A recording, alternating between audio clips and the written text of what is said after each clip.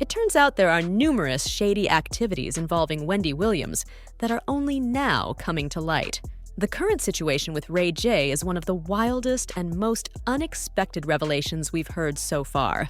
Wendy's ex-husband, Kevin Hunter, claims that Ray J allegedly played a role in Wendy's current condition and health issues. Kevin alleges that Ray J provided Wendy with substances, despite knowing her long-standing struggle with addiction. Kevin didn't hold back in his criticism of Ray J's dubious relationship with Wendy, so let's break it down in detail. While Kevin has a lot to say about Ray J and Wendy, it was Stunna Girl who initially made these accusations. She and Ray J have been at odds for a while, and she has been publicly accusing him of being a creep towards women he works with. She stated, "You pay for 304S all day, but won't pay your team. You're a professional John. You were gassing Suck, saying you had her sign an NDA after you got some of the cat. Bees can't be on your network unless they intimately please you. You're the biggest creep of them all." Despite these intense and shady allegations, Ray J has remained silent.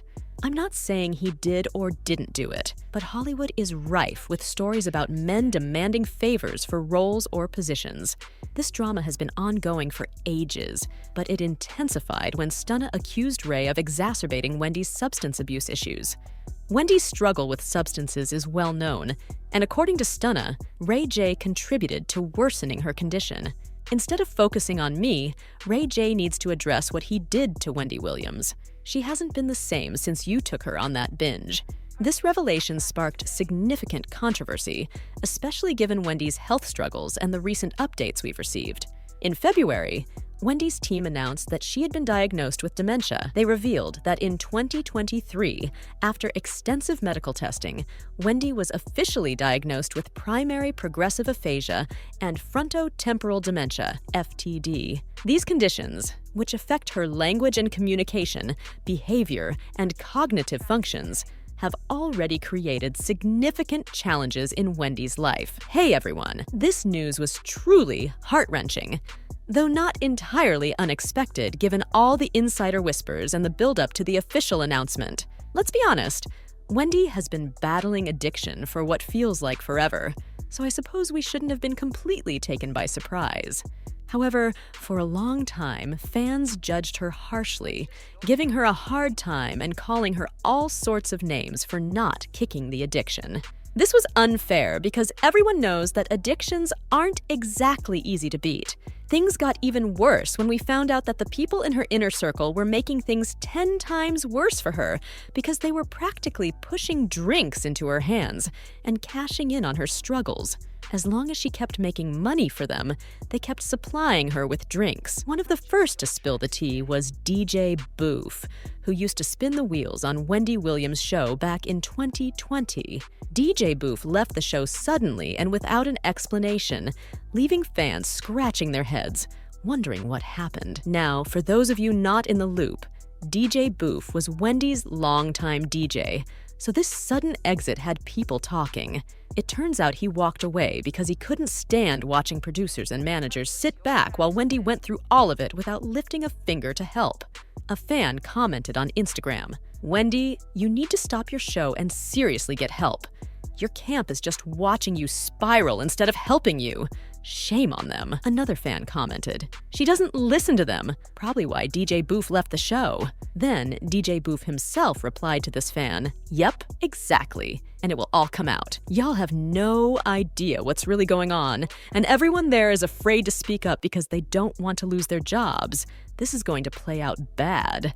I feel sorry for the workers and have a blessed day." So, rumor had it that Wendy's inner circle actually encouraged her addiction because they figured it's easier to control someone when they're not all there mentally. Wendy did try rehab and even did a stint in a halfway house, but sadly, she kept falling back into the same pattern each time. Now, with Stunna spilling this new tea, fans are buzzing about whether Ray J might have been one of those alleged enablers. Just to catch you up, Wendy and Ray J have been tight for years. They were so close at times that whispers started going around about them being more than just friends, maybe even a secret romance.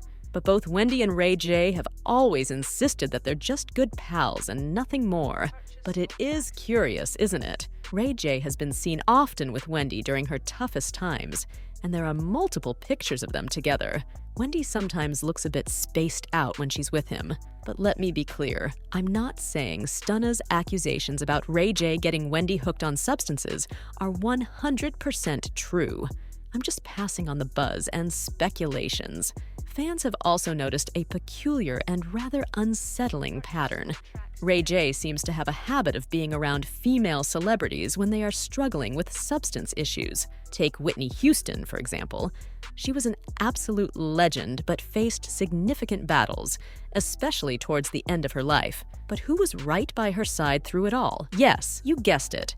Ray J and Whitney had a remarkably close bond, which led to widespread speculation that they were more than friends, with some even referring to him as her boy toy. However, Ray J brushed off those rumors, insisting they were just pals. Right before Whitney tragically passed away from an overdose, they were seen together, leaving everyone guessing about the real story between them. Ray J was one of the last people to see Whitney alive.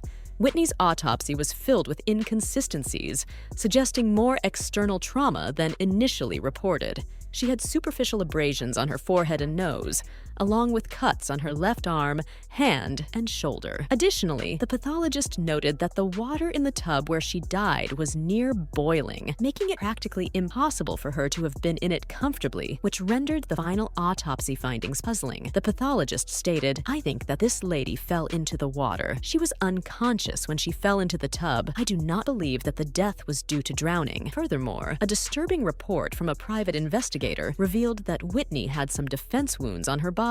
Jaguar Wright also supported this claim, insisting that Whitney didn't die in a bathtub as we were told. She was beaten. They saw her body and concluded that she was beaten up, not just drowned. She was beat. They saw her body. She didn't just die in a tub, like she was beat up.